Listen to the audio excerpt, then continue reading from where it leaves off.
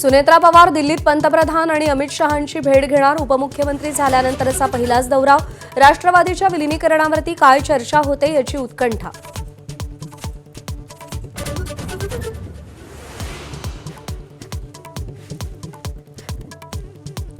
मुंबईच्या महापौर आणि उपमहापौर पदाची आज औपचारिक निवड. मुख्यमंत्री देवेंद्र फडणवीस आणि उपमुख्यमंत्री एकनाथ शिंदे स्वतः उपस्थित राहणार.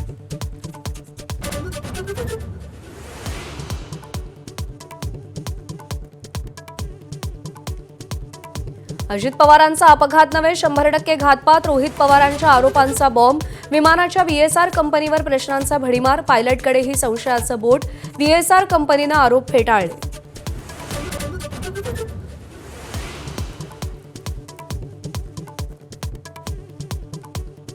चंद्रपुरात ठाकरे सेनेनं काँग्रेसचा गेम केल्यानंतर आता परभणीमध्ये महापौरपदाच्या निवडणुकीत ठाकरे सेनेची अडचण वाढली.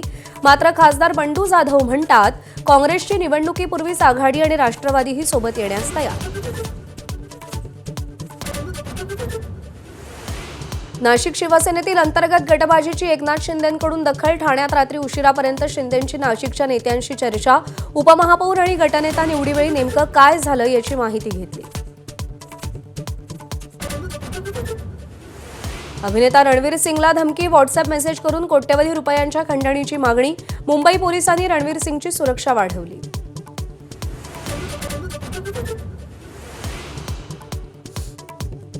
लोकसभेत आजही अर्थसंकल्पावर चर्चा. दुपारी 12 वाजता राहुल गांधी बोलण्याची शक्यता. अर्थमंत्री निर्मला सीतारामन आजच चर्चेला उत्तर देण्याची शक्यता.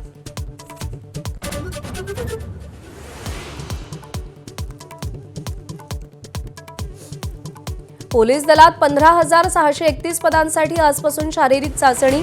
शिपाई, चालक, सशस्त्र पोलीस आणि कारागृह शिपाई पदांसाठी भरती. मात्र उमेदवारांना एका पदासाठी केवळ एकच अर्ज करता येणार.